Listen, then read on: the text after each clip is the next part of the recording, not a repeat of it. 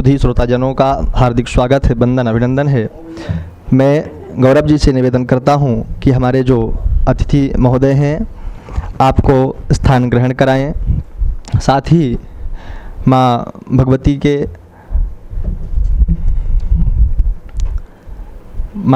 का पुष्पमाला से अर्चन करके हम आज के इस कार्य का शुभारंभ करेंगे।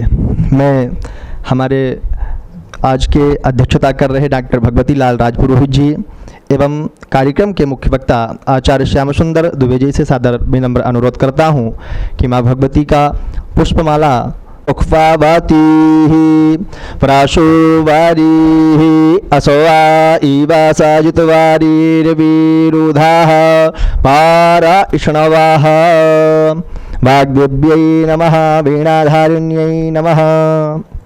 मैं अतिथि महोदय आज के हमारे मुख्य अतिथि महोदयों से सादर अनुरोध करूंगा कि आप स्थान अपना ग्रहण करें। साथ ही इसमें मैं श्री गौरव जी से निवेदन करूंगा कि हमारे अतिथि महोदयों का स्वागत करें। हमारे इस कार्यक्रम की अध्यक्षता कर रहे डॉक्टर भगवती लाल राजपुरोहित जी का आप शाल एवं श्रीफल से सम्मान करेंगे।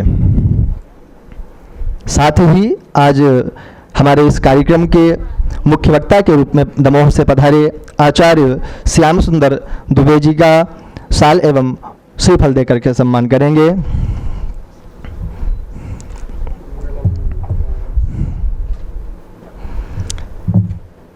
आयोजन में जो आयोजन हो रहा है त्रिवेणी कला एवं पुरातत्व संग्रहालय की जो 7वीं वर्षगांठ मनाई जा रही है, इसके समारोह में आज हम यहाँ उपस्थित हुए हैं।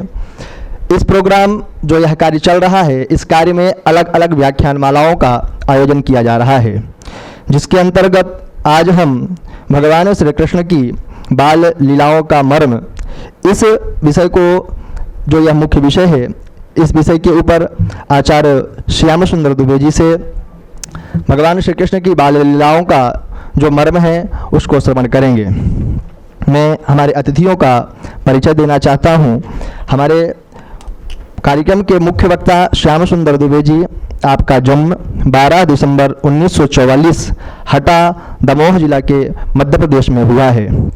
आपने शिक्षा में एमए पीएचडी की है।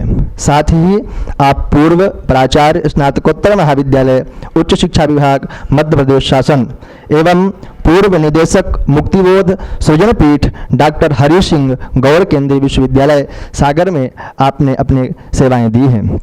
आपने अनेक प्रकार के काव्य, गीति संग्रह, ललित निबंध संग्रह, कथा साहित्य, लोक साहित्य आदि ग्रंथों को आपने लिखा है। उनके मैं थोड़े से कुछ जो ग्रंथ हैं उनके परिचय आपको दे रहा हूँ। आपने काव्य एवं गीति संग्रह में धरती के अनंत चक्करों में वैभव प्रकाशन रायपुर, पृथ्वी का प्रथम स्थान मेधा वृक्ष नई दिल्ली से प्रकाशित हुआ है। रानीखेत में बिजूफा पराग प्रकाशन नई दिल्ली, सुख दुख की कमीज विजया वृक्ष नई दिल्ली।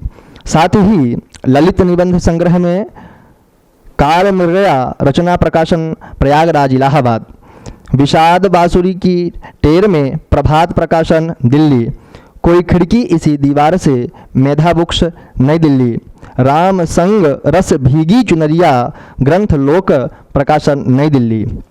कथा साहित्य में आपने दाखिल खारिज उपन्यास ग्रंथ लोक प्रकाशन नई दिल्ली, सोन फूला उपन्यास ग्रंथ लोक प्रकाशन नई दिल्ली, पहाड़ का पाताल उपन्यास ग्रंथ लोक प्रकाशन नई दिल्ली। इसी प्रकार से आपने अगले क्रम में लोक साहित्य में भी अनेक ग्रंथ लिखे, जिनमें लोक पहचान परंपरा एवं प्रवाह राधा कृष्ण प्रकाशन नई दिल्ली है। साथ ही आत्मकथा में आपने अटकते भटकते यश प्रकाशन नई दिल्ली, संपादन क्षेत्र में राम कथा व्यास परंपरा वाणी प्रकाशन नई दिल्ली, अनूप की अशेष रचनात्मक नमन प्रकाशन नई दिल्ली, बुंदेली अर्चन बुंदेली गौरव न्यास दमोह की वार्षिकी आदि आपने ग्रंथ लिखे हैं। पुरस्कार के क्षेत्र में भी आपको अनेक पुरस्कार, अनेक संस्थाओं द्वारा आपको सम्मान प्राप्त किया गया है, जिनमें मुख्य रूप से मध्य प्रदेश के युवा कल्याण विभाग का प्रथम पुरस्कार, मध्य प्रदेश शासन के युवा कल्याण विभाग का द्वितीय पुरस्कार, मध्य प्रदेश साहित्य अकादमी का बालकृष्ण शर्मा नवीन पुरस्कार गीत के क्षेत्र में प्राप्त हुआ है। मध्य प्रदेश साहित्य अकादमी का आचार्य नंद दुलारे वाजपेयी पुरस्कार, मध्य प्रदेश साहित्य सम्मेलन का बागीश्वरी पुरस्कार, भास्कर पत्र समूह का MP प्राइड अवार्ड, लोक रत्न सम्मान डॉक्टर नर्मदा प्रसाद गुप्त लोक संस्कृति सम्मान, पुष्कर सम्मान मध्य प्रदेश लेखक संघ भोपाल, भवभूति शिखर सम्मान आंचलिक साहित्य संघ, श्री रामेश्वर गुरु पुरस्कार कादम्बरी संस्था जबलपुर। इस प्रकार से अनेक संस्थाएं हैं जिनमें 34 से ज़्यादा ऐसे आपको सम्मान और पुरस्कार प्राप्त हुए हैं। साथ ही अकादमिक एवं शैक्षणिक उपलब्धियां आपकी कुल संसद सदस्य डॉक्टर हरि सिंह गौर विश्वविद्यालय सागर जो मध्य प्रदेश में है, विद्वत परिषद हिंदी विभाग डॉक्टर हरि सिंह गौर विश्वविद्यालय सागर, नवोदय विद्यालय समिति शिक्षा विशेषज्ञ के रूप में आप हटा मध्य प्रदेश में हैं। अनेक पाठ्यक्रम समितियों में आपकी विशेष रूप से भूमिका रही है। आपने अनेक पुरस्कार चयन समितियों के सदस्य के रूप में अनेक प्रकार के मार्गदर्शन दिए हैं। इस प्रकार से आपका अकादमिक एवं शैक्षणिक उपलब्धियां अनेक रही हैं। साथ ही हमारे आज के जो अध्यक्षता कर रहे हैं डॉक्टर भगवती लाल राजपुरोहित जी, आपको प्रायशः आप सभी जानते हैं कि आप हमारे बीच से ही हैं और आपका पुरातत्व के क्षेत्र में बड़ी महती भूमिका रही है। आप हिंदी संस्कृत एवं प्राचीन इतिहास में MA PhD, साथ ही विद्वत परंपरा के अनन्य साधक रहे हैं। सर्जक और अनुसंधाता रहे। साहित्य संस्कृति हिंदी मालवी में आपने सतत लेखन इत्यादि के साथ कई ऐसे कार्य किए हैं जो अविश्वसनीय हैं। आपकी प्रमुख कृतियाँ भारतीय कला एवं संस्कृति, भारतीय अभिलेख एवं इतिहास, राजा भोज, भारत के प्राचीन राजवंश, इस प्रकार से आपने अनेक ग्रंथ ऐसे संपादन किए हैं जो लोक जगत के लिए कल्याणकारी हैं और लोक जगत के लिए उपयोगी हैं। मैं आज के इस त्रिवेणी संग्रहालय के द्वारा जो कार्य किया जा रहा है, जो वर्षगांठ मनाई जा रही है, इसमें जो आज व्याख्यानमाला होनी है भगवान श्री कृष्ण की बाल लीलाओं का मर्म, इस विषय को हम सब यहाँ सुनने के लिए एकत्रित हुए हैं। मैं आप सभी सुधीजनों का स्वागत करता हूँ, अतिथियों का वंदन अभिनंदन करता हूँ और साथ ही मैं श्री हमारे दमोह से पधारे आचार्य श्री श्याम सुंदर दुबे जी से सादर अनुरोध करता हूँ कि आप पधारें और अपने व्याख्यान को हम सबके सम्मुख रखें। सादर।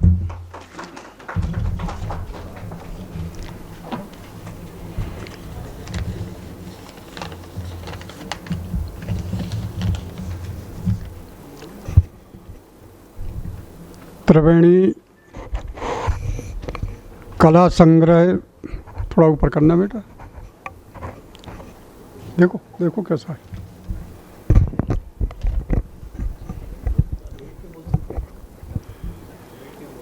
ठीक है, अरे नहीं ठीक है ठीक है ठीक है ठीक है। त्रिवेणी कला संग्रह के इस लघु सभागार में यहाँ वार्षिक कार्यक्रमों के अंतर्गत अध्यक्षता कर रहे आदरणीय डॉक्टर राज पुरोहित जी और इस संस्थान से जुड़े हुए तिवारी जी, चौरसिया जी और अन्य जन तथा मेरे समक्ष विद्यमान श्रोता बंधुओं, मैं अपने आप को भाग्यशाली मान रहा हूँ कि मुझे भगवान श्री कृष्ण की लीलाओं के ऊपर बोलने के लिए इस स्थल पर बुलाया गया है, जहाँ भगवान श्री कृष्ण ने अपना अध्ययन काल व्यतीत किया था और मुझे अच्छा लग रहा है कि उज्जैनी के इस स्थान बिंदु पर मैं यहाँ उपस्थित होकर भगवान श्री कृष्ण की बाल लीलाओं के संबंध में कुछ मंतव्य अपना प्रकट करूं। भगवान श्री कृष्ण की बाल लीलाओं के जो मुख्य स्रोत हैं उन स्रोतों में श्रीमद् भागवत, सूरदास की पदावली, ये दो मुख्य स्रोत हैं संस्कृत और हिंदी के लिए, जहाँ से भगवान श्री कृष्ण की लीलाओं का अनुभव और उन लीलाओं में निहित आशयों को हम समझने में समर्थ हो पाते हैं। मैं श्रीमद् भागवत से अपने को प्रारंभ कर रहा हूँ। व्यास जी ने सत्यम परम धीमहि से जो मंगलाचरण प्रारंभ किया था, तत्काल उसके बाद एक बहुत आह्लादकारी और बहुत विह्वलता भरा प्रसंग प्रारंभ होता है। श्रीमद् भागवत जैसे ग्रंथ का ये प्रारंभ कभी कभी मुझे बड़ा प्रभावित करने वाला होता है और होना चाहिए, इसलिए कि अन्य ग्रंथों के समान अन्य तरह से कथा का सूत्रपात इस ग्रंथ में नहीं किया गया। इस ग्रंथ का प्रारंभ होता है यम प्रजवंत मनुपेत मपेत कृत्यम द्वैपायनो विरह कातुर आजहावो पुत्रेति तन्मयतया। ये प्रारंभ देखिए आप और इस पर विचार करिए, इस पर गौर करिए कि आखिर श्रीमद् भागवत का प्रारंभ यहाँ से क्यों होता है। व्यास जी अपने पुत्र के पीछे पीछे दौड़े जा रहे हैं। सद्यजात पुत्र, भले ही वो कितने ही वर्ष के हों, लेकिन जब वो उत्पन्न हुए तब उनने दौड़ लगाना प्रारंभ कर दी और व्यास जी उनके पीछे पीछे भाग रहे हैं। यम प्रव्रजंत मनुपेत मपेत कृत्यम द्वैपायनो विरह कातर आजुहावो। वो द्वैपायन व्यास विरह कातर होकर के भाग रहे। विरह किस? पुत्रेति तन्मयतया, पुत्र के प्रेम में तन्मय होकर के भाग रहे हैं। वृक्ष उनको पता नहीं दे रहे, ये आगे का प्रसंग है, लेकिन जो प्रसंग है, ये जो दृश्य है, ये जो एक आपके सामने श्रीमद् भागवत के प्रारंभ में एक महत्वपूर्ण एक ऐसे प्रसंग को प्रस्तावित किया गया है जिससे ये लगता है कि व्यास जी ने श्रीमद् भागवत के लिखने का उद्देश्य क्या बनाया होगा। 17 पुराण और महाभारत लिखने के बाद भी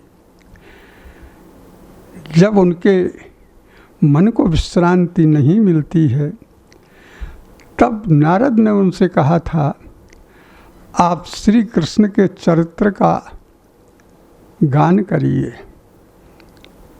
नहीं तो वो तो अपने दोनों हाथ ऊंचे करके ऊर्ध्वभाव हो करके कह रहे थे कि मैं एक जंगल में ही ये बातें करता रहा हूँ, मुझे सुनने के लिए और कौन है यहाँ, मेरा कहा सुना व्यर्थ हो गया।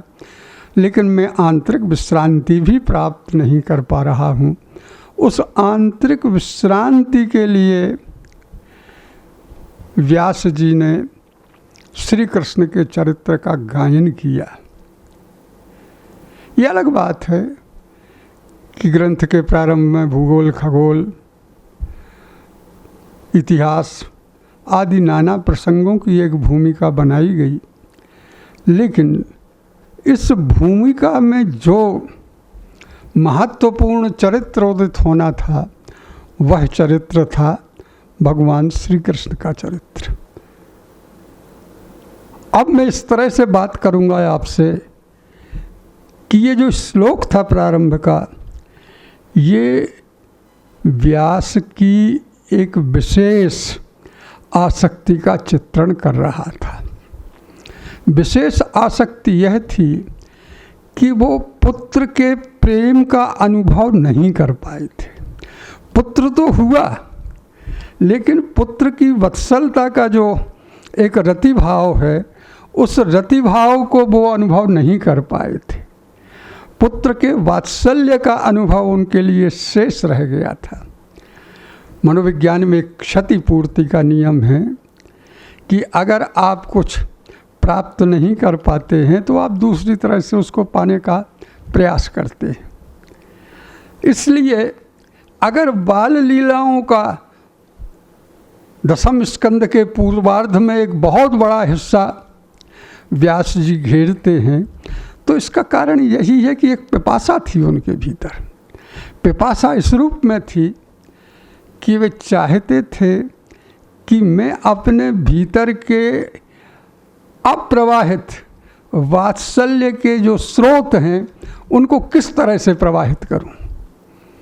वात्सल्य का भाव वो सुखदेव के साथ निर्वाह नहीं कर पाए थे, इसलिए भगवान श्री कृष्ण की बाल लीलाओं का वर्णन करते हुए मानो वो स्वयं आत्मतृप्त हो रहे थे।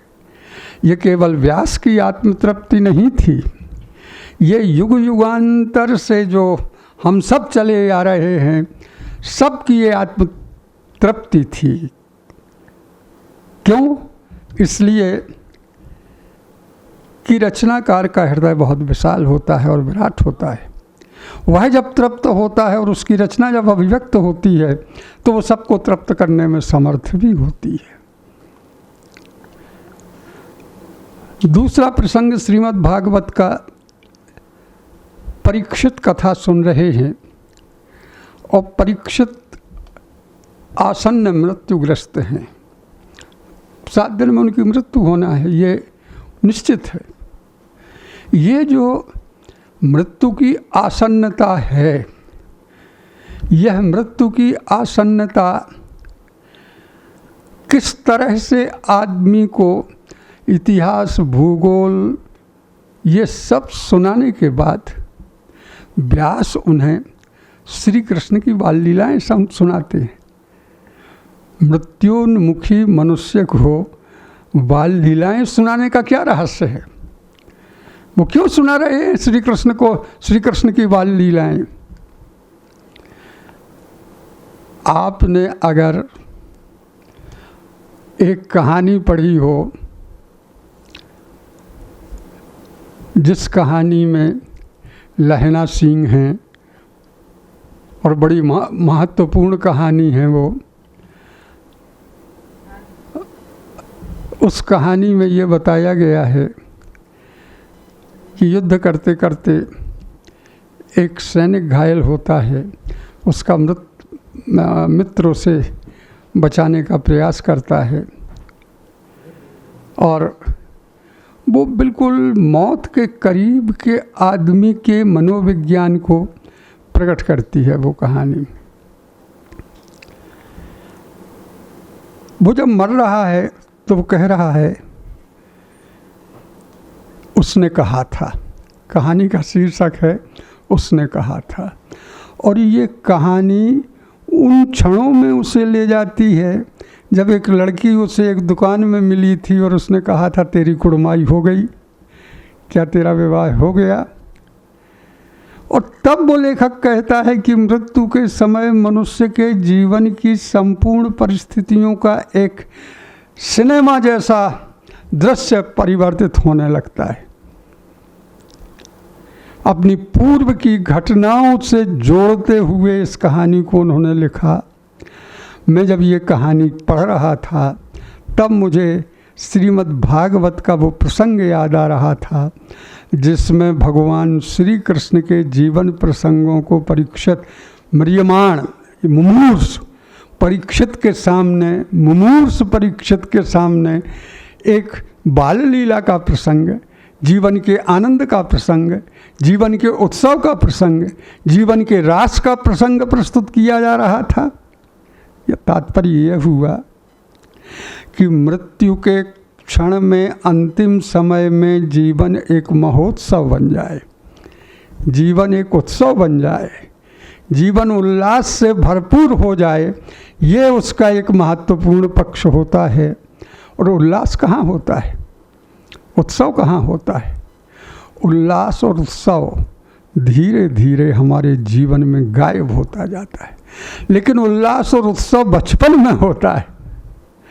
बचपन के जीवन में ही उल्लास और आनंद का अनुभव किया जा सकता है, अन्यथा बढ़ते हुए वय के क्रम में तो एक प्रकार से हम सब अवसाद बनते जाए। ये सब अवसादी चट्टानों की परतें हमारे ऊपर भार बनने लगती हैं। लेकिन अगर अवसाद मुक्त जीवन का कोई हिस्सा है तो वो है बचपन का हिस्सा। बचपन की प्रसन्नता, बचपन का विनोद, बचपन का उल्लास, ये सब हमारी मृत्यु के लिए स्मरणीय प्रसंग हो जाते हैं। और अक्सर हमारा बुढ़ापा भी कभी कभी अपने बचपन को याद करता है और प्रसन्न हो लेता है। बुढ़ापे में अगर आपको मनश्चिंताओं से बचना है और समय के विभिन्न दबावों से बचना है तो उसके लिए ज़रूरी है कि आप अपने बचपन में जाएं। और अगर बचपन आपका आयु भर शेष रहे तो फिर आपके ऊपर कोई विशेष परिस्थिति आघातित नहीं कर सकती आपको। सबसे बहुत ज़रूरत है कि हम बचपन को खोते जाते हैं, बचपन से दूर होते जाते हैं, बचपन नहीं रहता हमारे पास। अगर बचपन रहे तो कहाँ का बैर, कहाँ का क्या, कहाँ का कुछ नहीं, सब खेल चल रहा है। खेल में घरगूला मिटता है फिर बनता है। थोड़ी देर क्षण के लिए आप हमारे घरगूले को मिटाते, आप हमारे दुश्मन हो जाते, दूसरा क्षण हमारे मित्र भी हो जाते। ये जो बचपन का लीला वैभव है, ये लीला वैभव हम तभी पा सकते हैं जब परीक्षित बन कर के भगवान कृष्ण के बाल लीलाओं का श्रवण करें, भगवान कृष्ण की बाल लीलाओं का अनुभव करें। भगवान कृष्ण का जन्म मथुरा में काल कोठरी में होता है, सर्वविदित तथ्य है। ये एक संघर्षशीलता और एक चुनौती जन्म के साथ ही कृष्ण को प्राप्त होती है। ये जन्म के साथ तो प्राप्त होती है, लेकिन जब उनका जन्म होता है तमद्भुतम बालक मम्बुजे क्षणम, एक अद्भुत बालक के रूप में जो कमल के समान नेत्रों से देख रहे थे उनका जन्म होता है। ये अद्भुत शब्द यहाँ बहुत महत्वपूर्ण है, इसलिए कि भगवान का वो जन्म अद्भुत ढंग से हुआ, अद्भुत स्वरूप में हुआ। कौशल्या ने जब अद्भुत रूप निहारी हुआ उनका, तो उन्होंने कहा मुझे इसकी ज़रूरत नहीं है, ये जो रूप आप प्रस्तुत कर रहे हैं इसकी आवश्यकता नहीं है मुझे, ये आप अपना इस स्वरूप को समेटो। कीजे शिशु लीला अति प्रिय शीला, मैं तो शिशु लीला देखनी चाहती हूँ जो अत्यंत प्रिय और शील आचरण वाली है, उसको मैं देखना चाहती हूँ।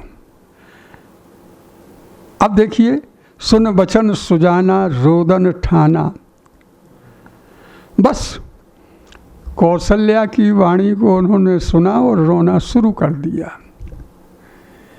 ये जो रोना है, ये रोना कितनी प्रसन्नता देता है,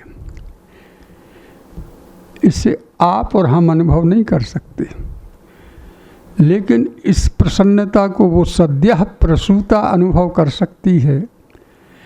जिसके गर्भ से बच्चा जन्म लेता है वो कहाँ कहाँ करके रोने लगता है और उसका मातृत्व तो आनंद के आंदोलन पर चढ़ जाता है। केवल रोना शिशु का ही प्रसन्नता वर्धक होता है, बढ़ती उम्र का रोना प्रसन्नता वर्धक नहीं होता है। शिशु का रोना ही महत्वपूर्ण है, शिशु का रोना ही सबसे अच्छा लगता है। मनोवैज्ञानिक और आधुनिक दृष्टि से जो शिशु चिकित्सा वाले डॉक्टर हैं वो कहते हैं बच्चा अगर ज़्यादा रोता है तो वो ज़्यादा होशियार बनता और निकलता है आगे चलकर। रोना बच्चे की एक सहज क्रिया है, उस सहज क्रिया से माता पिता प्रसन्न भी होते हैं क्योंकि कौशल्या जी प्रसन्न हुई। अब इनके प्रसन्नता के साथ तो जुड़ा हुआ था एक अलग दृश्य, देवकी और वसुदेव की प्रसन्नता के साथ तो प्रसन्न तो हुए, लेकिन ये प्रसन्नता धूप छाई थी। डर ये था कि कहीं कंस ना सुन ले कि जन्म हुआ है एक बच्चे का और वे बचाना चाहते हैं बच्चे को। तब फिर आप जानते हैं सबकी कैसे मथुरा से वो गोकुल आते हैं। ये प्रव्रजन है, ये प्रव्रजन है। जिस प्रव्रजन की यम प्रव्रजन की बात व्यास ने कही थी, जैसे व्यास को बचपन देखने नहीं मिला वैसे माँ देवकी को और वसुदेव को भी बचपन देखने नहीं मिला। दोनों में अतृप्तियाँ हैं क्योंकि सारा बचपन का आनंद तो किसने लिया? माँ यशोदा और नंद बाबा ने लिया। ये जन्म कहीं लिया, लीलाएं कहीं की। जिसको भगवान का बचपन का लीला वैभव जिसके भाग्य में है वो उसके भाग्य में होता है। वो पता नहीं कहाँ कितनी यमुना की उत्ताल तरंगों को पार करता हुआ वहाँ पहुँचता है और फिर उसे बाल लीला का आस्वादन देने के लिए उपस्थित होता है। ये बाल लीला नहीं है,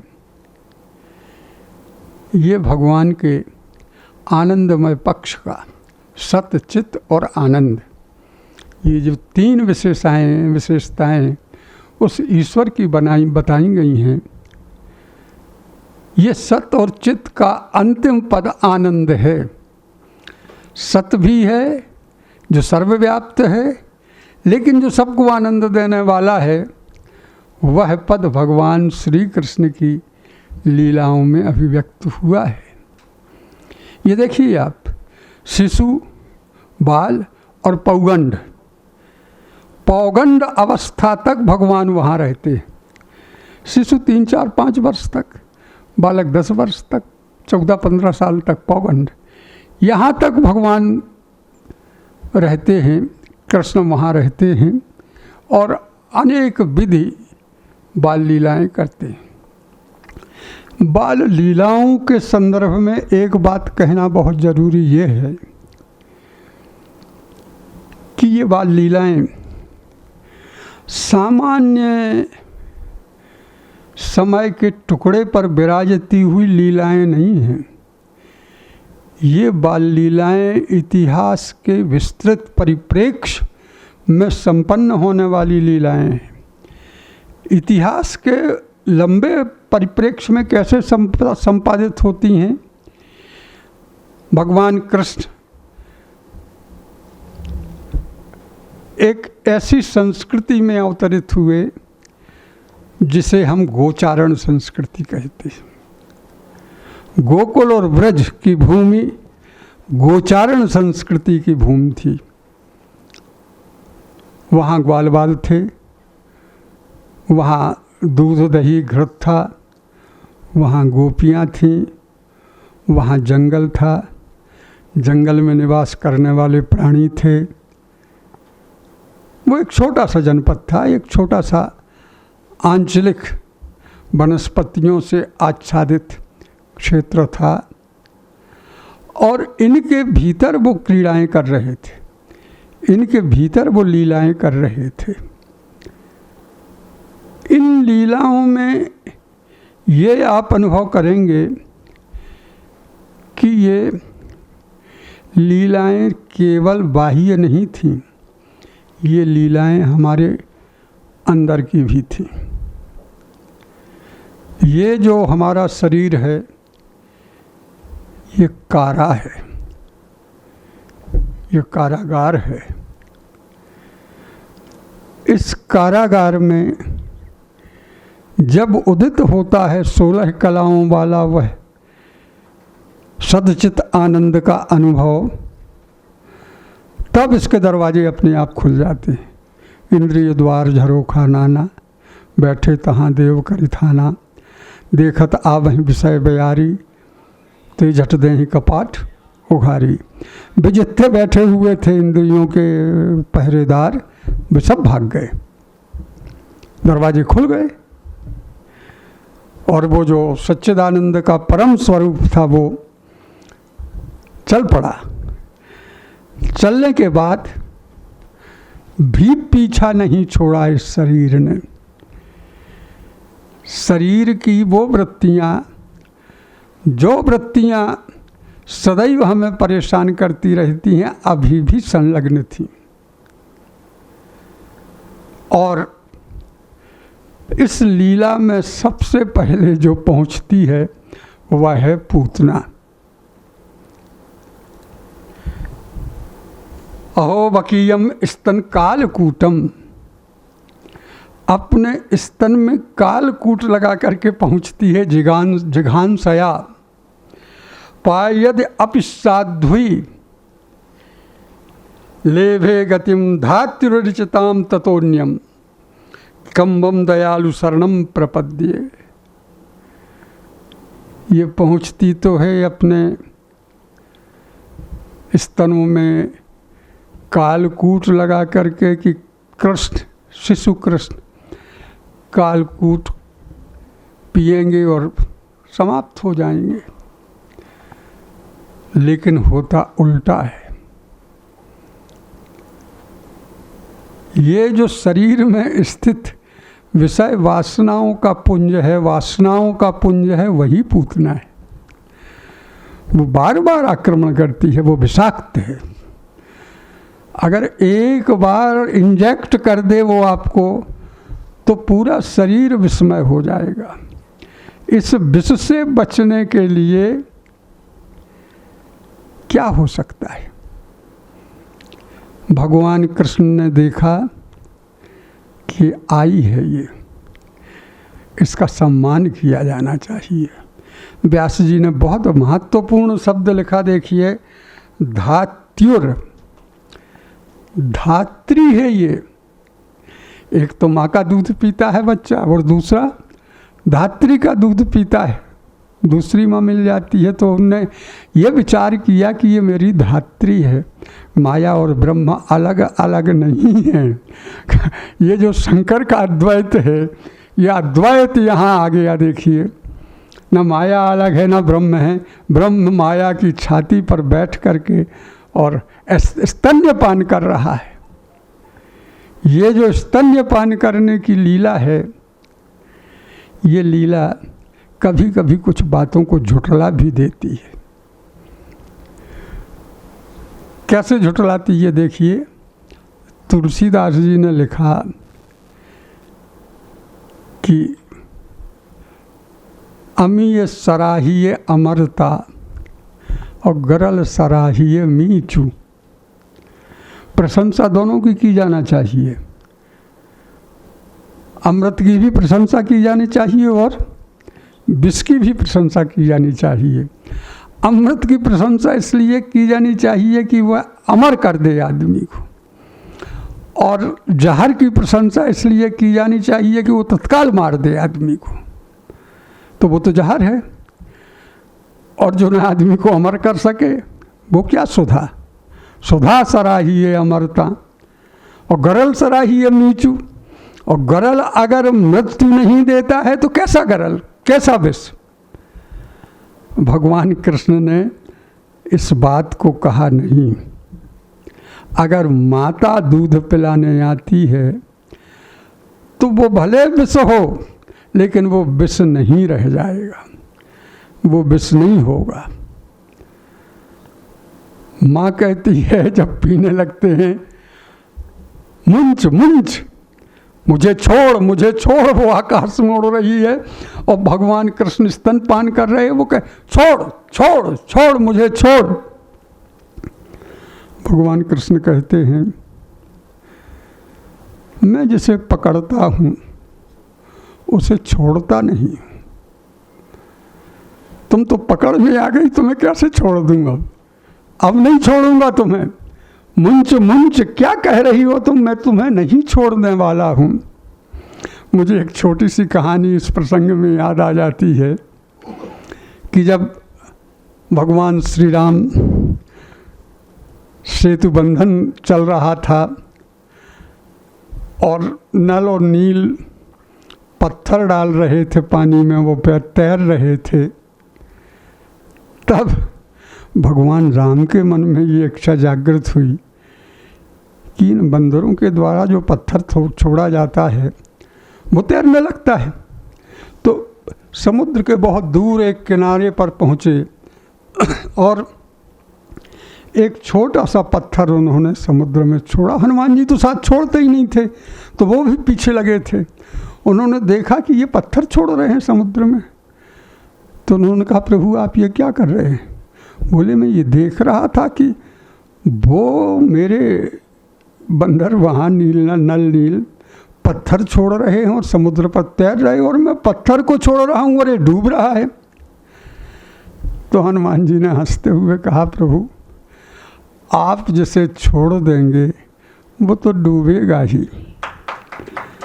तैरेगा वो कैसे? इसलिए प्रभु जिसको छोड़ दें वो डूबेगा। और फिर कहा कि आप नहीं हो महत्वपूर्ण, महत्वपूर्ण तो आपका नाम है। जिस नाम को लिखकर पत्थर तैर जाते हैं वो महत्वपूर्ण है। तो पूतना से भगवान कह रहे हैं मन ही मन आई किस लिए थी तुम, अब मुझे तुम्हें छोड़ने की ज़रूरत नहीं है। तुम तो मेरी माँ हो और तुम्हें वही गति मिलेगी जो गति योगियों को और दूसरे साधकों को प्राप्त होती है। ये भगवान की कृष्ण की बाल लीलाओं का अंतर्दर्शन था। भगवान कृष्ण की ये बाल लीलाएं ऐसी बाल लीलाएं हैं जिनमें अनेक प्रकार के कंस द्वारा भेजे गए राक्षस आते हैं और वो सब अपना अपना पराक्रम दिखलाते हैं। शक्टासुर आता है, तृणावर्त आता है, आदि आदि अनेक लोग आते हैं। यहाँ ये ध्यान रखने की आवश्यकता है कि इस स्थिति में भगवान कहीं अस्त्र शस्त्र ग्रहण नहीं करते। किसी को पैर चला करके मारते हैं, किसी को हाथ चला करके मारते हैं, अर्थात लीला करते हुए मारते हैं। शस्त्र अस्त्र के माध्यम से मारना संभव नहीं हो रहा है, इसलिए ये लीला प्रसंग है, कोई युद्ध प्रसंग नहीं है।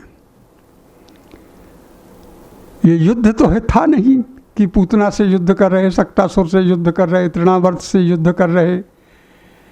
ये युद्ध नहीं है, ये लीला है।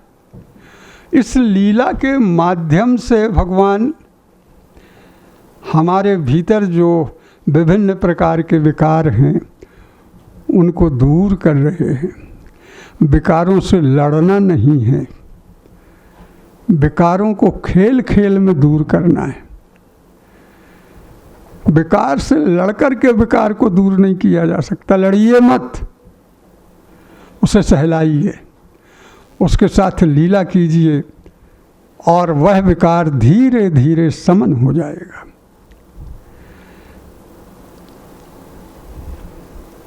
अब देखिए कि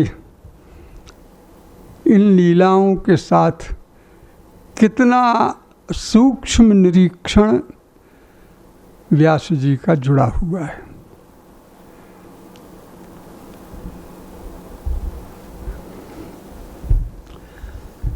उन्हें यह याद है कि ये परब्रह्म है, व्यास जी को ये याद है कि ये परब्रह्म है, वे भूल नहीं पाते।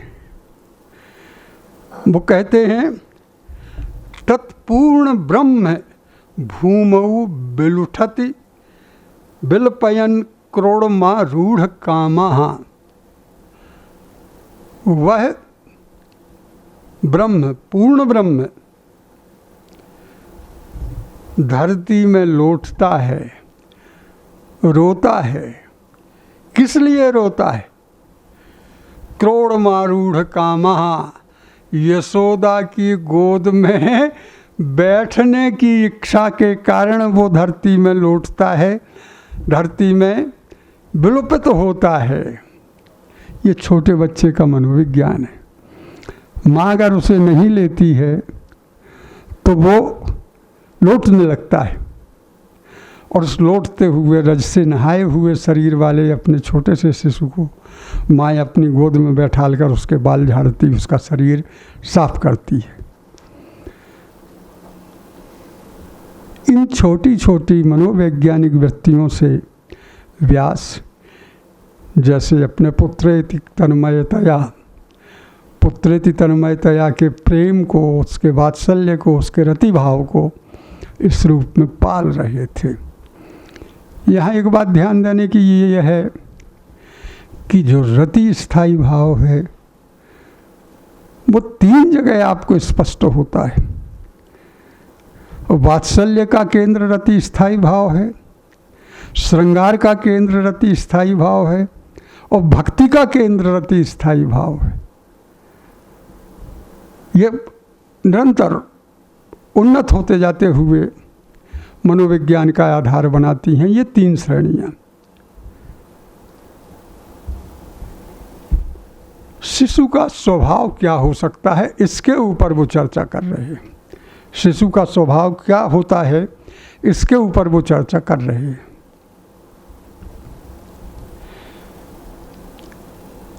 बच्चों को देखा होगा आपने, अब डॉक्टर तो कहते हैं कि बच्चे में कैल्शियम की कमी होती है तो वो दीवारें चाटने लगता है। अक्सर हर घर में किसी न किसी प्रकार से शिशु या बच्चे का ये स्वभाव देखने को मिलता है कि वो मिट्टी खाने लगता है। और भगवान कृष्ण अपने बचपन में मिट्टी खाई हो या ना खाई हो, लेकिन प्रसंग व्यास जी ने दिया है कि मृदभक्षिता स्वेच्छया, अपनी इच्छा से उन्होंने मिट्टी खाई। सूरदास जैसे लिखते हैं कि माँ डांटती है माता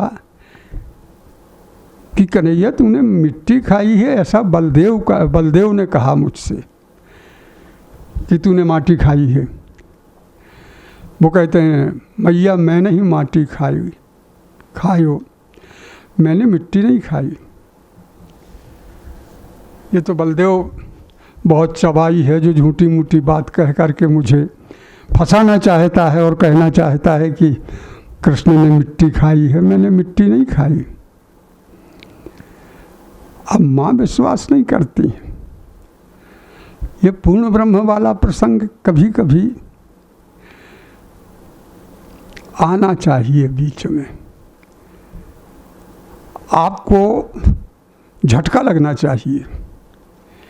ऐसा ना हो कि आप मानने लगे कि ये बिल्कुल शिशु लीलाएं चल रही हैं। ये मानने लगे आप कि अरे भगवान तो विरह में कातर होकर के अपनी पत्नी सीता को खोज रहे हैं। तुलसीदास जी बीच बीच में कहते हैं कि नहीं, ये पूर्ण ब्रह्म के अवतार हैं भगवान राम, ये तो मानवीय लीला कर रहे हैं। माने वो सावधान कर रहे हैं कि ऐसा नहीं है। जब ये भगवान को कहती हैं कि तुमने मिट्टी खाई है, वो बार बार कहते नहीं, तो वो कहती हैं अच्छा मुँह खोलो, और मुँह खोला तो फिर क्या है, फिर तो मुँह में वही हुआ जो सुन अंडजराया वाला प्रसंग है। फिर वो कोटन उमा रमा ब्रह्माणी, अनेक उमाएँ अनेक रमाएँ अनेक ब्रह्माणियाँ उनके मुख में देखते हैं।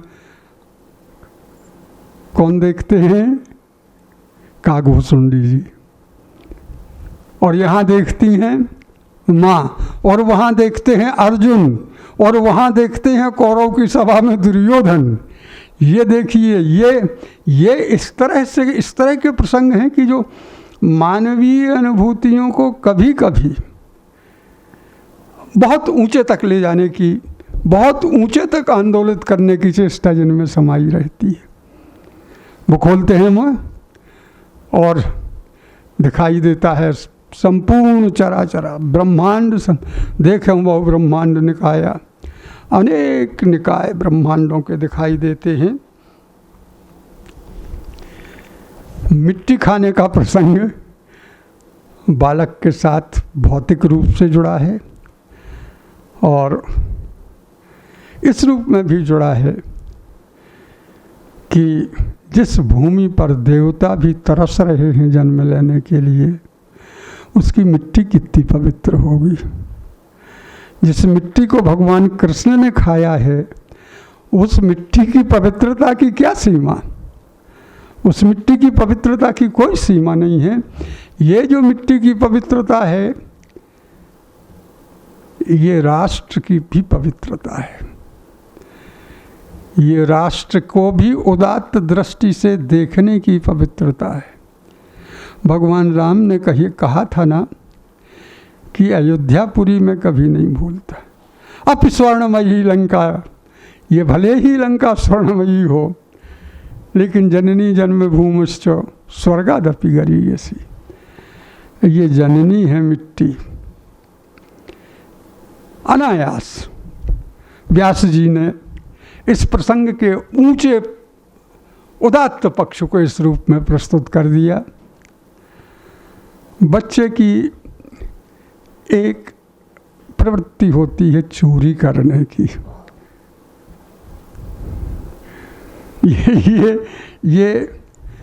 ये मत मानिए कि बच्चा चोर है। बच्चा चोर नहीं है।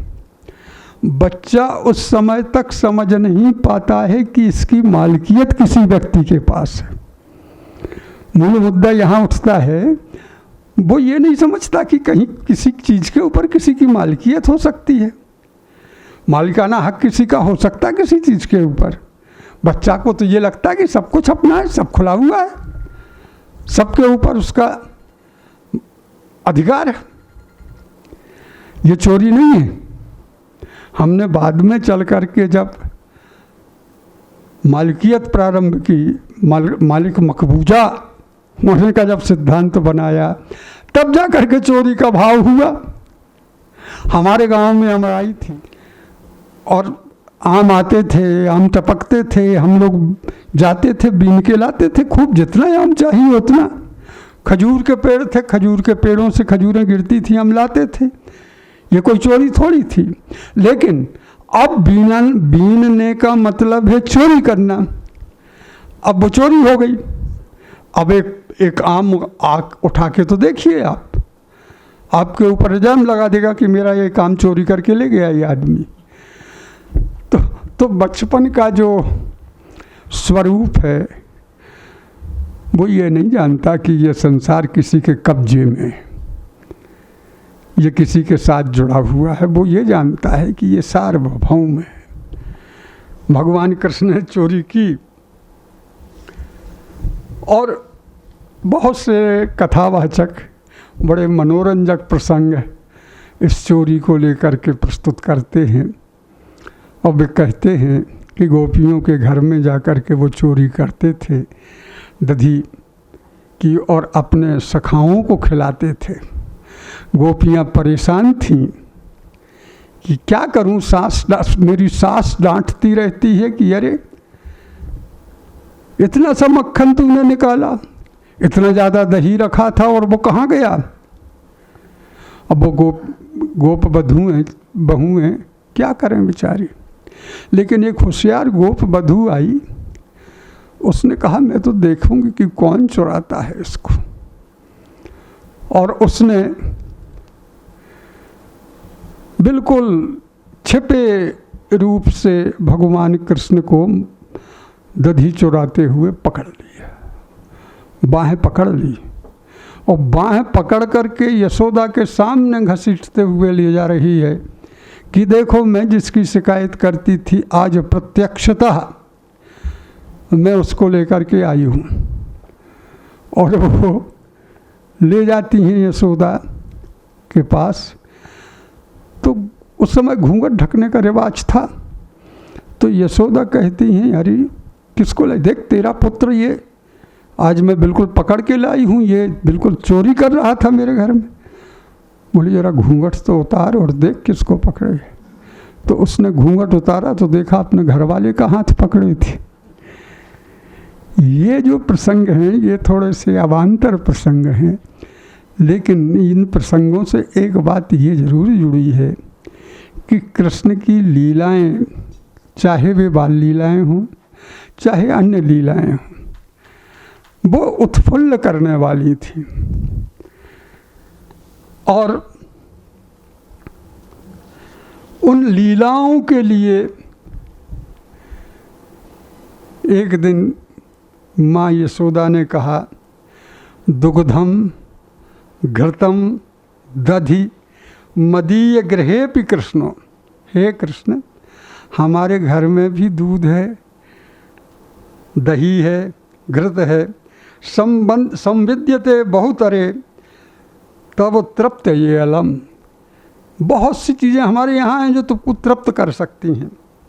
तदभुंक्ष भोजय सखीन न निरोधी ऐसी, उसको खाओ, शरीर में धारण करो, लेकिन सखियों को मत रोको, उनके यहाँ मत जाया करो। तुम वत्स चोर्य निरति न जहासी कस्मात, तुम कैसे हो जो चोरी करते हो। अब उनको लगा कि ये चोरी है। जब माँ ने कहा कि ये चोरी है तब उनको लगा कि ये चोरी है। और भक्तजन तो ये कहते हैं इस चोरी की भी उन्होंने प्रशंसा कर दी। उन्होंने कह दिया कि ये चोरी अगर भगवान करते हैं तो ये चोरी भी बड़ी वंदनीय चोरी है, पवित्र चोरी है। प्रणत दुरत चौरा पूतना प्राण चौरा, हम तुम्हारे लिए प्रणाम कर रहे हैं, तुमने पूतना के प्राणों की चोरी की है। वलय वसन चोरो बाल गोपाल गणानम, तुमने गोपियों के वस्त्रों की चोरी की है। नयन हृदय चोरा पश्यताम सज्जनानाम, सज्जन जनों के हृदय और नेत्रों की भी तुम चोरी कर लेते हो। अपहरति मनो में को भयम अयम कृष्ण चोरा, हम तो तुम्हें जब चोर शिरोमणि समझेंगे जब तुम हमारे हृदय में छिपे हुए पापों के कोष को चुरा लो, तब हम समझेंगे कि तुम बहुत बड़े चोर हो, तुम नामी चोर हो, तुम्हारा चोरी करना सार्थक है। एक छोटे से दुर्गुण को भक्त कहाँ किस उदात्तता पर ले जाता है। वंदनीय वह है कि आपके एक दुर्गुण को भी जो एक बड़ा गुण बना दे, वो भक्त है।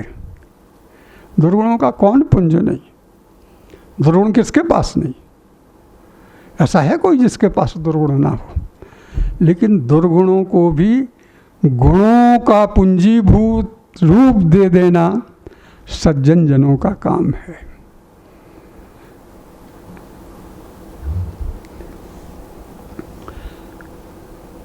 तीन चीजें होती हैं बचपन में पालकों द्वारा: ताड़न, लालन और पालन। तीन चीजें हैं ये, ताड़न, लालन और पालन। ताड़येत पंचवर्षाणि 10 वर्षाण ताड़येत प्राप्तेतु षोडशे वर्षे पुत्रम मित्रम वदाचरेत। अब ये जो ताड़न है, ये देखिए कहाँ होता है। यशोदा दूध पिला रही थी कृष्ण को और दूध उफन पड़ा। उफनते हुए दूध को माँ ने सोचा कि दूध को दूर करो, उन्होंने अलग कर दिया कृष्ण को। कृष्ण ने गुस्से में सारे मटके वटके फोड़ दिए, बंदर छोड़ दिया, उसने भी दूध दही सब कुछ कर लिया। अब इनने देखा तो ये गुस्से में लकुटी लेकर के दौड़ी और लकुटी लेकर के दौड़ करके वो कहती हैं कि अरे तूने ये क्या कर दिया, मैं मारूंगी तुझे। मार तो नहीं पाई, लेकिन उन्होंने कहा ये उद्यमी होता जा रहा है, बड़ा चबाई बनता जा रहा है। सूरदास ने चबाई शब्द का प्रयोग किया है। ये बहुत चबाई बनता जा रहा है, इसको ऊखल से बांध दो। ऊखल डमरू आकार का एक पात्र, उसमें रस्सी लेकर के बांधने लगी तो देखा कि रस्सियों का कोट लग गया। कृष्ण की को बांध नहीं पा रही हैं। रहा नगर वसन कृतेला, बाड़ी पूछ कीन कपि खेला।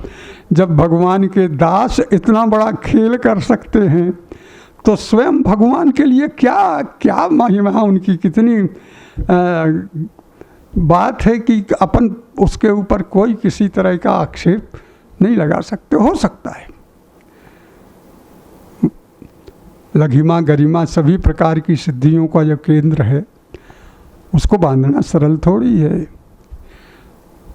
जब देखा भगवान कृष्ण ने कि अब तो माँ बहुत दिक्कत में है और पसीना पसीना हो रही हैं, तब उन्होंने बंधन स्वीकार कर लिया। और आगे की कथा आप जानते हैं, यमलार्जुन का उन्होंने उद्धार किया। इस रूप में कृष्ण माता पिता को प्रसन्न करने की भी लीलाएं करते हैं। मातृपितृ प्रसन्नता भी उससे जुड़ी हुई है। लेकिन थोड़े बड़े होते हैं, शिशु से जब आगे उम्र पार करते हैं, तो अब आप ये समझ लीजिए कि उनमें कुछ प्रज्ञा का उन्मेष, प्रज्ञावान तो थे ही, प्रज्ञा के केंद्र तो थे ही, लेकिन मनुष्य शरीर के अनुसार चिंतन का स्तर, जो कालिया नाग की लीला है, वो कालिया नाग की लीला जल के प्रदूषण से, जल को प्रदूषण से मुक्त करने की लीला थी। जहाँ जल जहरीला हो रहा हो, आज आप जाइए वृंदावन में और देखिए यमुना की स्थिति, तो लगता है जैसे हजारों कालिया नाग उसमें बिहर रहे हों, और कोई कृष्ण नहीं आ रहा है कि इन कालिया नागों को मारें और यमुना के नीर को निर्मल करने का साहस दिखाएं। भगवान कृष्ण ने वो साहस अपनी बचपन में ही दिखा दिया था। वे प्रकृति के पूजक थे। मैं तो मानता हूँ कि पहला वन महोत्सव भगवान कृष्ण ने मनाया। वन महोत्सव जिसकी आज बहुत चर्चा होती है और जिसका कोई अर्थ नहीं निकलता है। मैंने दिनकर सोनभरकर की एक कविता पढ़ी थी, हमीदन की बकरी। हमीदन की बकरी का अर्थ ये था कि नेताजी ने एक पेड़ रोपा, कलेक्टर ने नेताजी के कीचड़ भरे हाथ धुलवाए और हमीदन को कह दिया कि तुम इसकी रक्षा करना। दूसरे दिन सवेरे वो ख़त्म, क्योंकि वो बकरी ने चर लिया था। तो ये जो वन महोत्सव है, भगवान कृष्ण ने ऐसा वन महोत्सव नहीं बनाया था। भगवान कृष्ण ने जो वन महोत्सव मनाया था वो एक लोक दृष्टि देने का काम था।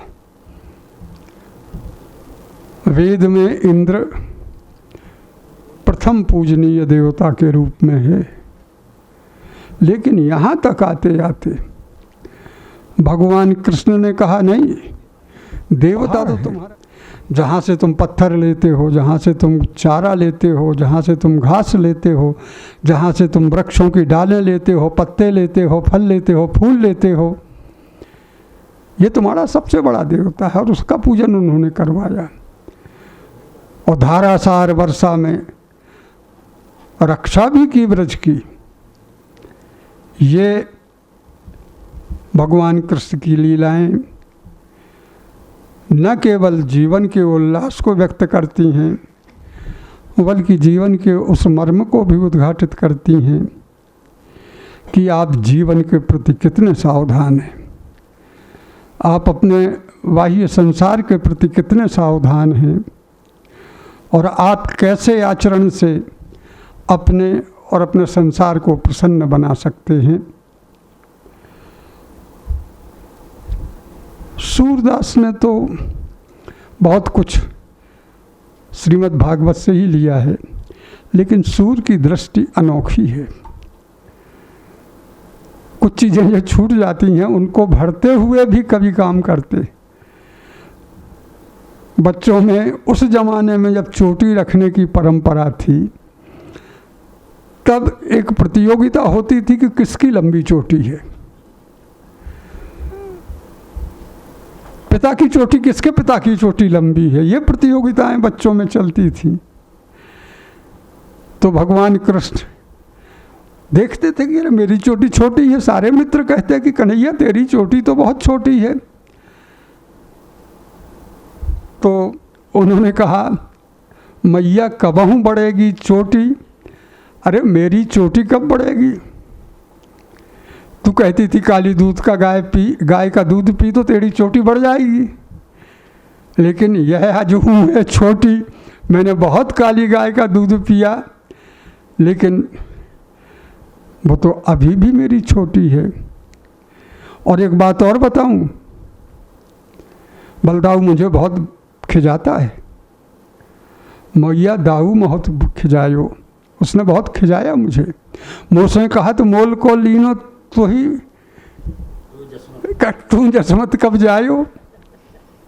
और अगर मान लो तुम यशोदा जी के वो नंद बाबा के पुत्र भी हो, तो दोनों गोरे हैं और तू काला है, ये कैसे हो गया।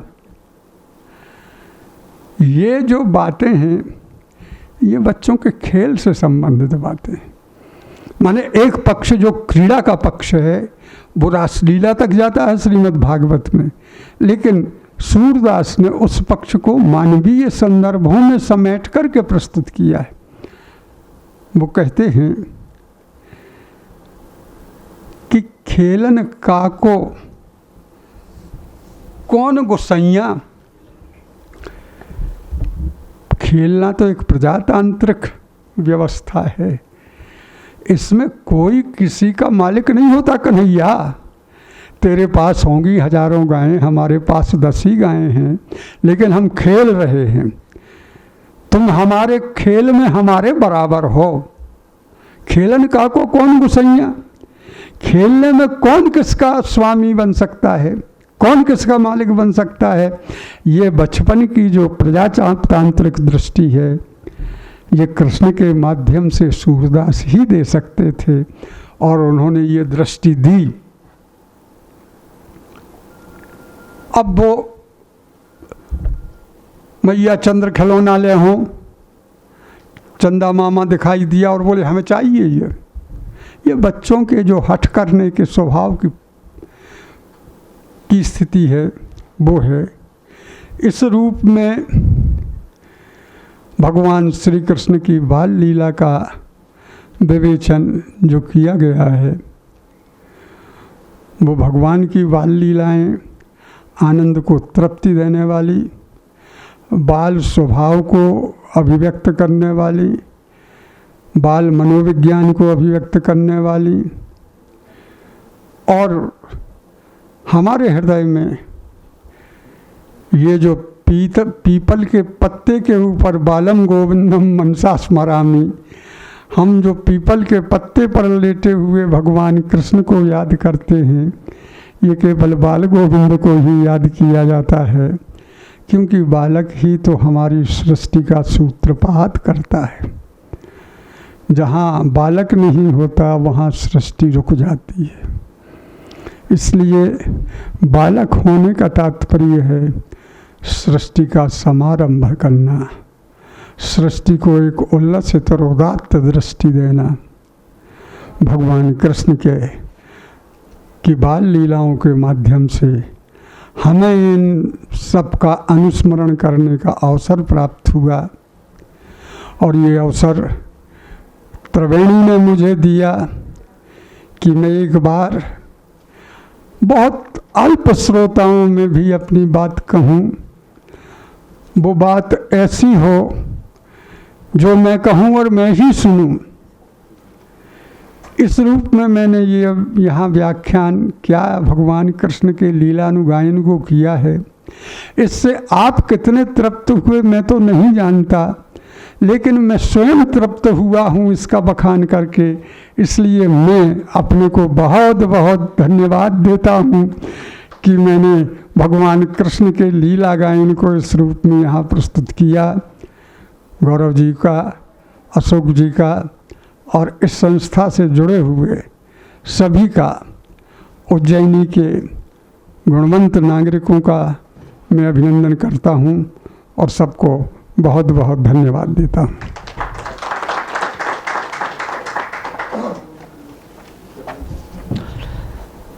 माता यशोदा दहिया बिलोरे, कानों में आवाज पड़ी, श्याम कूद गए काली देह में, गोकुल में हाहाकार मची, गोकुल में हाहाकार मची। डॉक्टर आचार्य श्री श्याम सुंदर जी का बहुत धन्यवाद, जो आपने बहुत सरल शब्दों में भगवान श्री कृष्ण के बाल लीलाओं का साहित्यिक जो आपने व्याख्यान प्रस्तुत किया। यम प्रव्रजंत मनुपेत मपेय कृतम द्वैपायनो विरह कातर आजुहावा, इस मंगल श्लोक की जो आपने बहुत सरल व्याख्या की, जो बहुत ही रुचिकर और साहित्यिक थी। साथ ही आपने पूतना की जो एक नई परिभाषा दी कि पूतना हमारे जो जीवन में क्या है, पूतना हमारे जीवन में एक वासनाओं का पुंज है। भगवान श्री कृष्ण जो मिट्टी को खा रहे थे, जिस मिट्टी के लिए देवता भी तरस रहे थे, आपने भगवान श्री कृष्ण की बाल लीलाओं के वर्णन के संदर्भ में जो मूल तत्वों का जो विवेचन है, बड़े ही सहज और सरल शब्दों में आपने किया। आपका बहुत बहुत सादर हृदय से अभिनंदन है, वंदन है। मैं इस व्याख्यानमाला के अग्रिम क्रम में डॉक्टर भगवती लाल राज पुरोहित जी से सादर विनम्र अनुरोध करता हूं कि आप इस कार्यक्रम के अध्यक्षीय उद्बोधन के लिए सादर आमंत्रित हैं। डॉक्टर राज पुरोहित जी।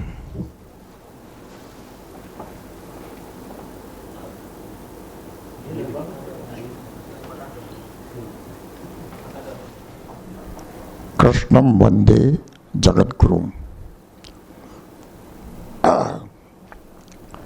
समादरणीय श्याम सुंदर जी,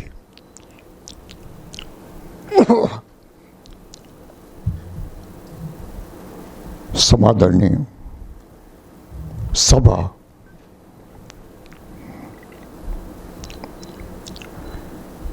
आज यह प्रवचन सुन करके बड़ा आनंद आया। सार रूप में श्री कृष्ण की समस्त विशेषताओं को, बाल विशेषताओं को आपने सरस रूप में प्रस्तुत किया। भागवत सूरदास आदि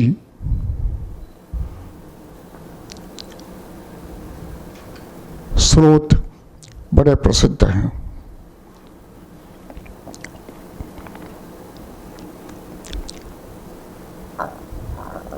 मुझे त्रिवेणी संग्रहालय के समस्त अधिकारियों ने यह आमंत्रित किया, उसके लिए मैं बहुत आभारी हूँ। और अध्यक्ष के रूप में तो और भी आभारी हूँ, क्योंकि अध्यक्ष जो होता है, हमारे राममूर्ति त्रिपाठी जी कहते थे कि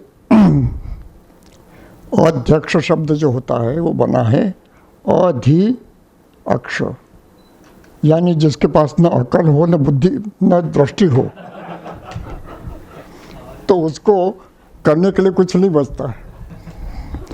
तो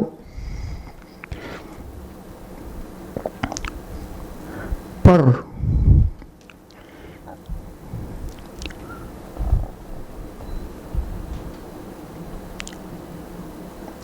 श्री कृष्ण नाम जो है वही बहुत अनोखा और अद्भुत है।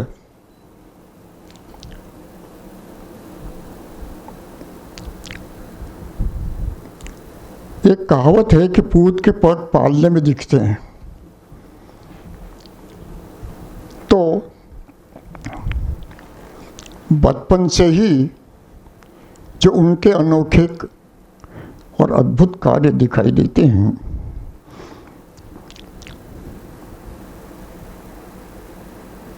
वो आगे जाकर के पूरे जीवन में उनका विकास है।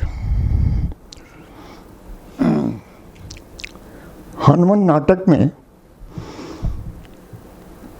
रामचंद्र जी कहते हैं, रामोस्मि सर्वम सहे, मैं राम हूं, सब सहन कर लूँगा। राम के सामने समस्याएं आती है और वो सहन करते चले जाते हैं।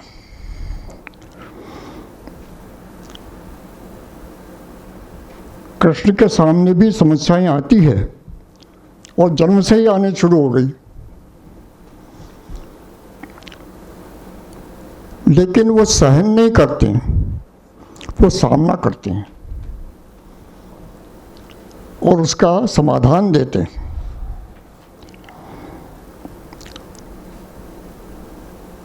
ये जो उनकी नीति की प्रति दृष्टि है, यह माना जाता है कि संसार में सबसे बड़ा नीति का ज्ञाता चाणक्य है, लेकिन चाणक्य से भी बड़ा यदि कोई है तो कृष्ण है।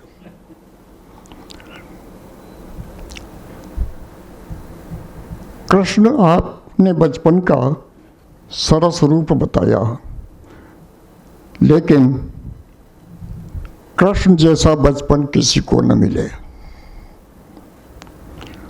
जो पद पद पर संकट झेलता है।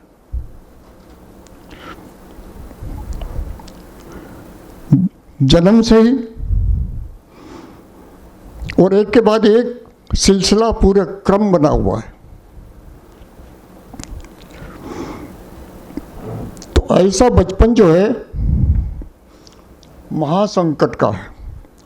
उस संकट को पार करने सरलता से, सद्बुद्धि से पार करने के कारण ही कृष्ण है। और वो बचपन में है,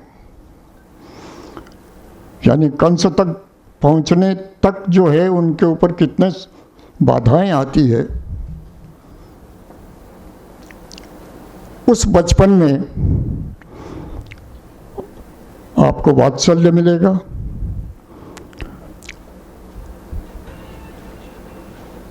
वीर रस मिलेगा, अद्भुत रस मिलेगा, और राधा संबंधी और रास संबंधी श्रृंगार रस भी मिलेगा। हालांकि भागवत राधा का उल्लेख नहीं करता है, लेकिन राधा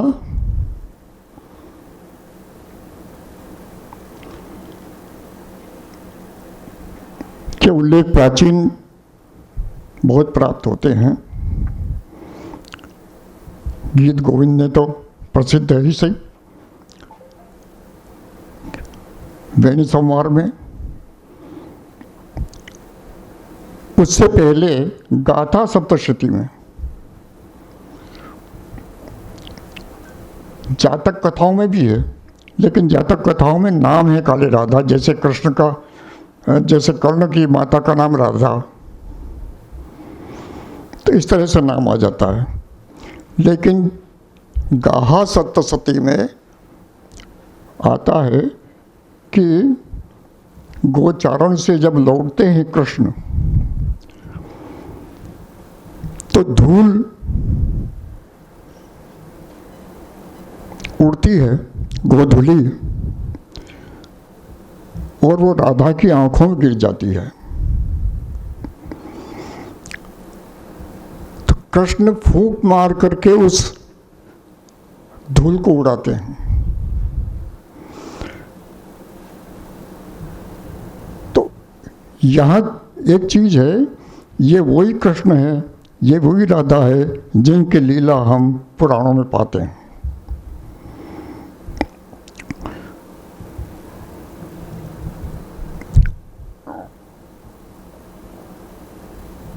यमला अर्जुन की आपने चर्चा की, वृक्षों की, उसके द्वारा एक संकेत मिल जाता है कि उन पेड़ों को नीचे गिरा देते हैं वो, और उनमें से कोई प्रकट होता है कुबेर के लड़के।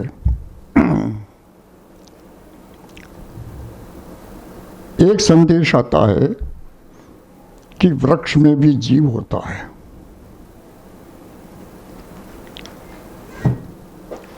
वृक्ष जो है वो निर्जीव नहीं होता है, उस पर भी जीव होता है, ये ध्यान रखना चाहिए। पौराणिक पूजा की भी चर्चा प्राप्त होती है। तो प्राचीन काल में कई प्रकार के मोह हुआ करते थे। मोह मतलब महोत्सव। उसमें गिरि मोह भी एक होता था। वासुदेव शरण अग्रवाल ने ऐसे विभिन्न प्रकार के मोह की विस्तार से चर्चा की है, और वह करते हुए ये जो गिरि मोह है इसका आरंभ कृष्ण ने किया।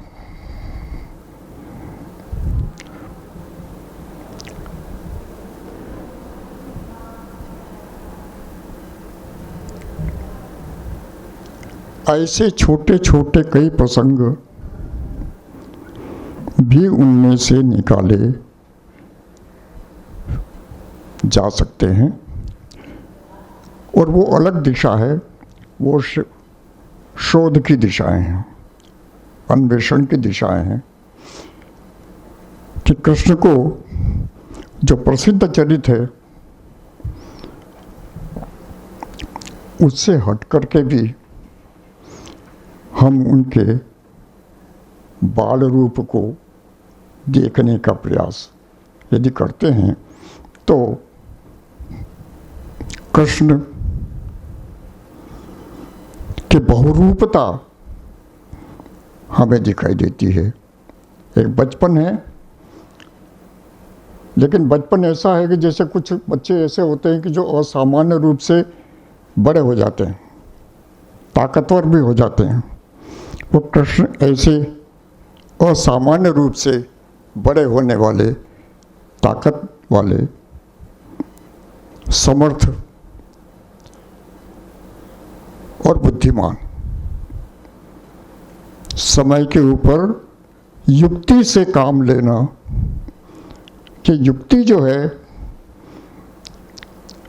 सही समय के ऊपर सही व्यक्ति के साथ में सही युक्ति हो तो सफलता मिल जाती है।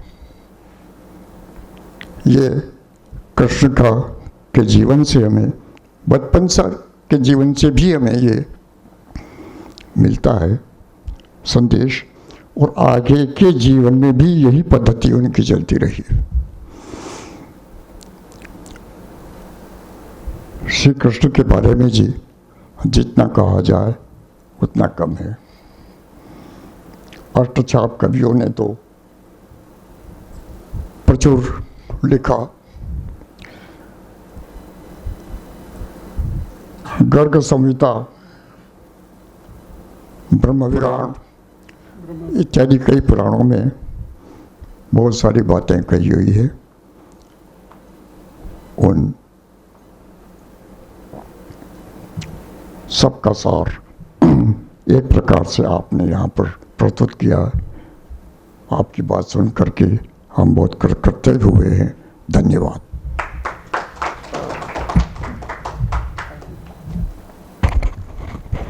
आपका बहुत बहुत धन्यवाद।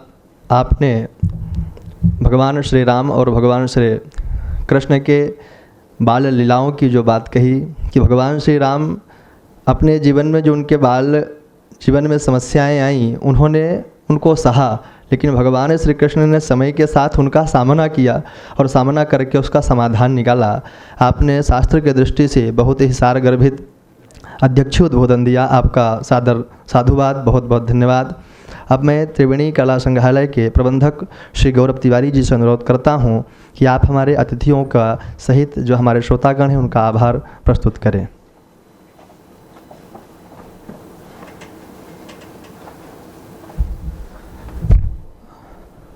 आप सभी की उपस्थिति को सादर प्रणाम करता हूँ। भारतीय साहित्य, संस्कृति और पुरातत्व के कहा जाना चाहिए कि पितामह एक तरह से आज हमारे बीच विद्यमान है। आपके समक्ष कुछ कहना तो बहुत दूर है, यहाँ खड़े रहने के लिए भी बहुत साहस की आवश्यकता है। मैं केवल और केवल त्रिवेणी संग्रहालय की ओर से आपकी उपस्थिति को प्रणाम करते हुए आपका बहुत आभार व्यक्त करता हूँ, और हम कृतज्ञ हैं कि आपने अपने बहुमूल्य समय का एक अंश आज इस संग्रहालय को दिया है। मैं बहुत आभार आपके प्रति व्यक्त करते हुए अपना स्थान ग्रहण करूँगा। बहुत धन्यवाद।